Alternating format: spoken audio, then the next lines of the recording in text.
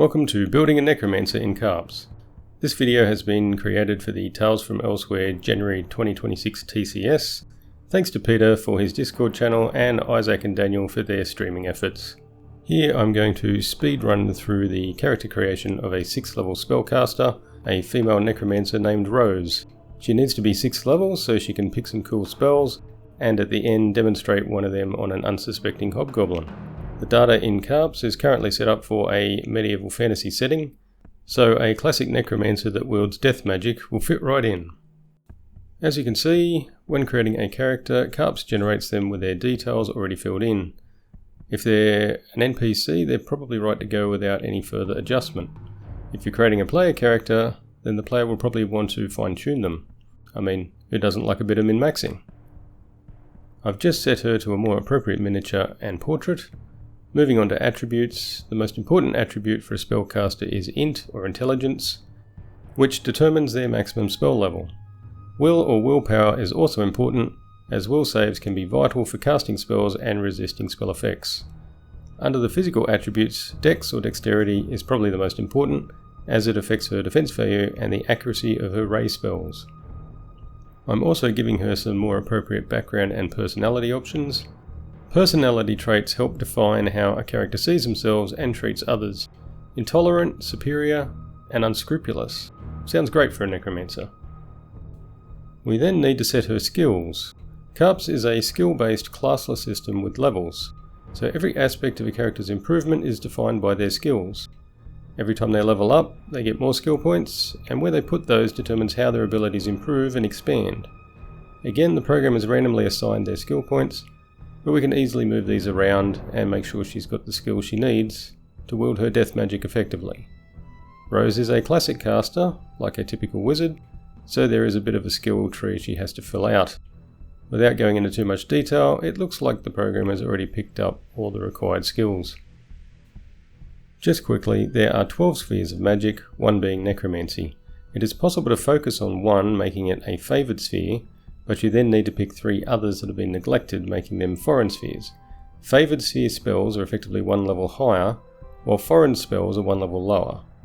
By taking the casting specialist skill, she's able to make necromancy her favoured sphere. She'll also want to pick some meta magic skills, so she can modify her spells when casting them. I picked multi and ranged, and will use ranged in the upcoming example. On to spells. CARPS has a fully fledged magic system. It uses spell points rather than slots. Spells have a level, belong to 1 or more spheres, and when cast at a higher level can have meta magics added to them. The spells tab displays all the spells a creature knows. If a creature has favoured and foreign spheres, purple text denotes favoured and grey text denotes foreign. Spells can also be practiced or mastered. Practiced is shown with a white background, and casting them is hazardous unless you have instructions, such as in a scroll or spellbook. Mastered spells can be cast safely without instructions. If casting is hazardous, the caster must make a will save to succeed. Certain critical injuries can also make casting hazardous, as does being hit while casting. For Rose, I've searched for and added some necromancy spells, such as the good old Animate Dead, which the caster can use to create and control zombies and skeletons, and even more powerful forms of undead at higher levels. For this example, however, I wanted to look at another old favourite, Vampiric Touch. Casting Vampiric Touch charges the caster's hand with negative energy, so once while the spell is operating, a touch will sap the life of a target creature and restore the caster's own, healing half the amount of the damage done. Just checking her details again, we can see her full hit points are 42. So, Rose is just chilling in her crypt, minding her own business, when some hobgoblins start raiding the place.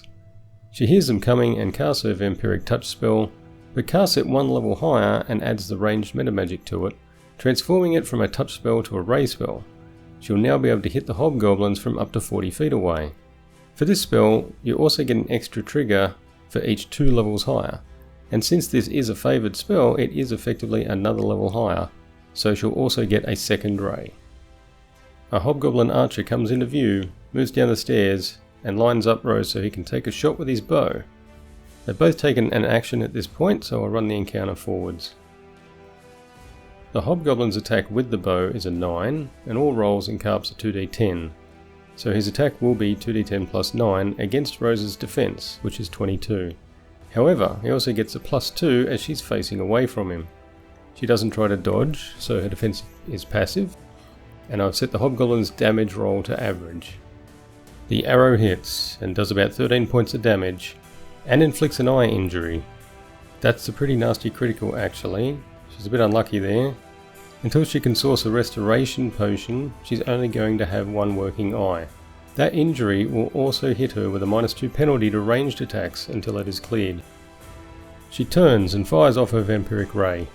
Normally she'd only need an 8 to hit, but with that -2 eye injury penalty, a 10 is only just good enough. The hobgoblin takes 19 points of damage, and Rose immediately gets 9.5 points back in healing. Note that negative energy damage can cause burns and necrotized flesh, and in this case has destroyed one of the hobgoblin's toes. We'll run the encounter forwards again, and the hobgoblin appears undaunted, knocking another arrow.